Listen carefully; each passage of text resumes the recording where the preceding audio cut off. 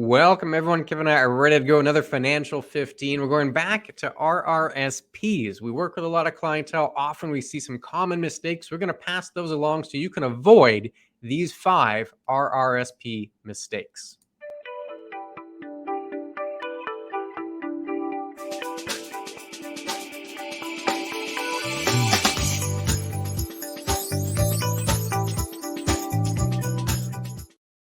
Yes, often we are asked questions in regard to RRSPs and should I contribute to it? What kind of mistakes am I going to make if I don't do this? Should I do it now in low income brackets? Variety of different things. We want to talk about today 5 mistakes on the RRSP. Now, again, if you want to catch this or any of our other Financial 15s or back and forth, please subscribe to our YouTube channel. Great content. You will love everything you get on there. Or you can like us on Facebook. And most importantly, please visit our website at beckerorr.com. You will find everything you need there, blogs, videos, events that we have coming up, lots of things to deal with. But today we are dealing with RRSP and mistakes that you can avoid so you don't have to worry about it down the road. Clint, what do we want to deal with on our first one going forward? Yeah, we've done a video of this nature in the past. We should mention that, but these are new mistakes. It's there's lots of them, unfortunately, when it comes to our RRSPs. So we had a couple of tips in the last video. We have 5 new tips today, 5 new mistakes we want to avoid. The first one, Kevin, this comes to the pension. If you're working to have a group RRSP or some kind of defined contribution plan, which is pretty much everyone outside of the government these days. It's really pretty close to just the government that has a defined benefit plan. But if you have the defined contribution plan, not taking full advantage, not doing the full match with that plan, that's a mistake we see. One I think you'd want to avoid. Would you agree?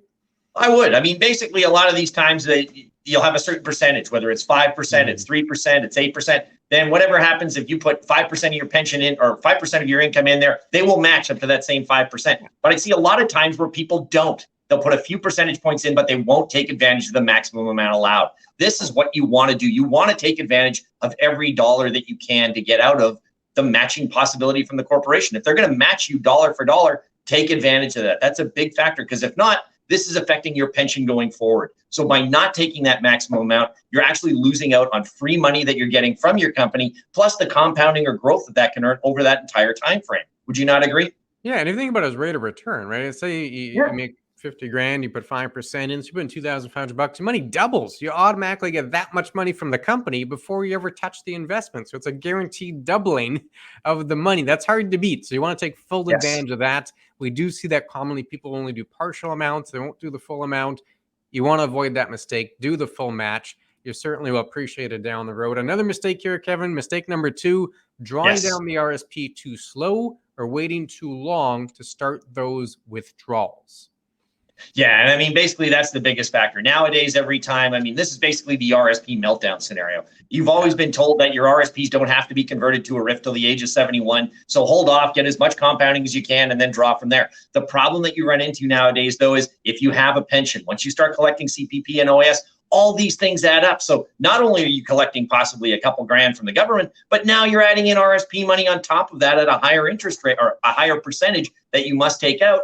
And you may be getting yourself into a higher tax bracket and paying more money to the government going forward. So if you can start drawing it earlier and starting to get rid of that so that you're collecting full pension benefits and everything else without having to go to the next tax bracket, I think those are all positive scenarios.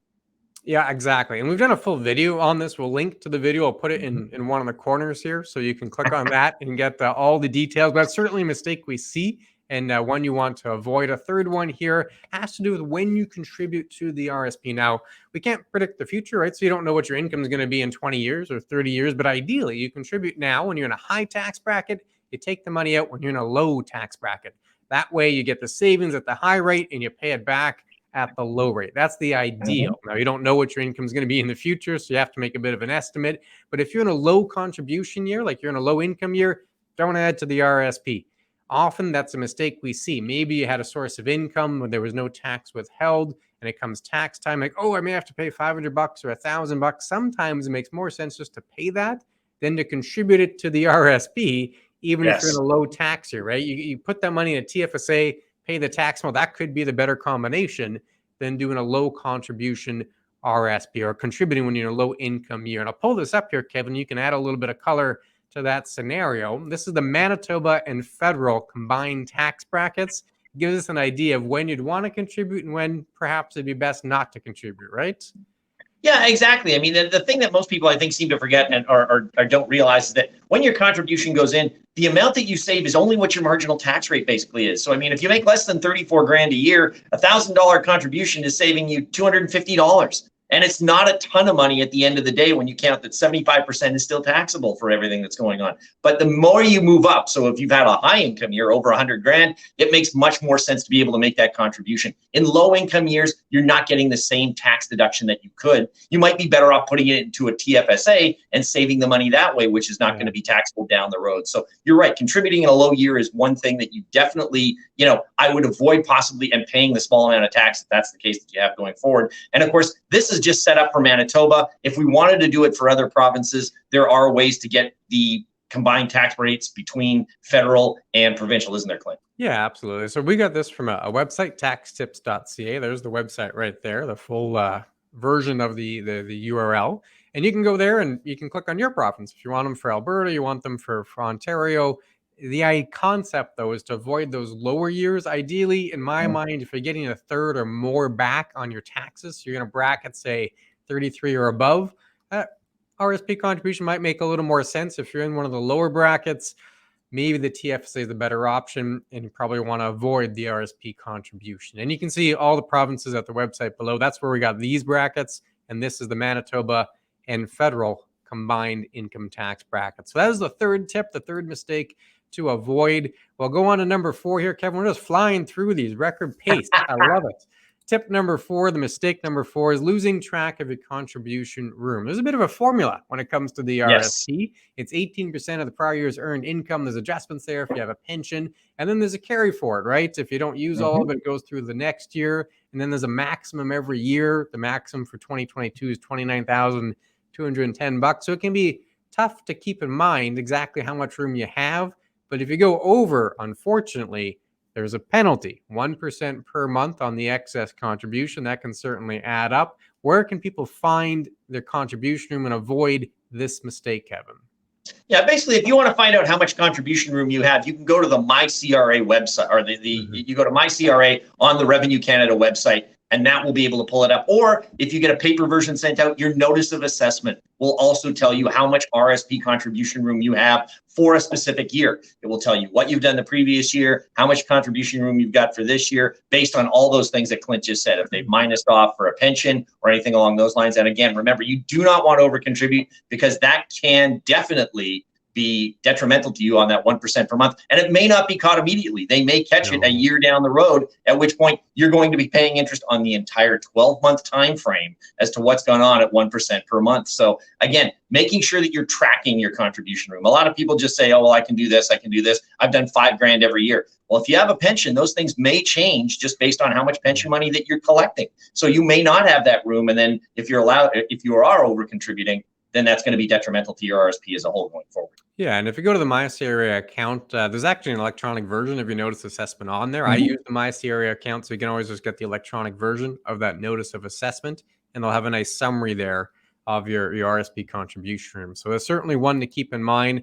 Mistake number 5 here, to avoid the beneficiary designation. Yes. It sounds simple. You name the person you want the account to go to, and in a high level, it is simple, but it can get more complicated depending on your situations. What we mean here by wrong beneficiary is often people leave their spouse or the common law partner, which makes sense. The money can move to that common law partner or that spouse tax-free.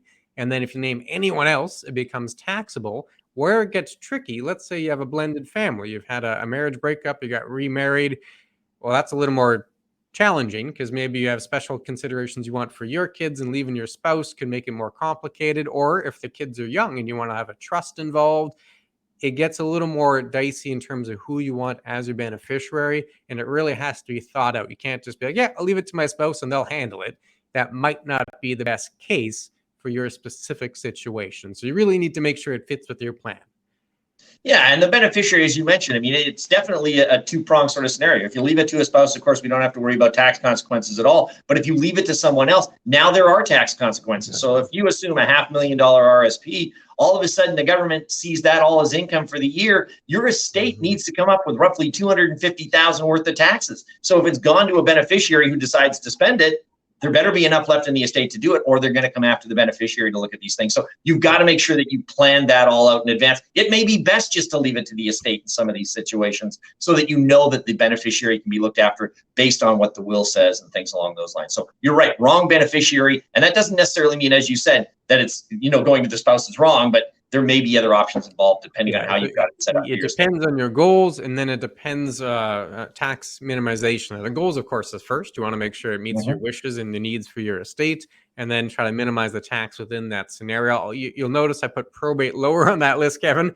Often folks get so creative with their beneficiaries. I've seen this just to avoid the probate fee, but it creates more complications down the road. So you need to make sure the steps are done in the correct order, and you don't end up creating more of a mess with your beneficiary designations. It all has to work with that overall plan. So that was 5 quick ones there. 5 mistakes to avoid to help improve the situation with your RRSP. If people have more questions, Kevin, where can they go?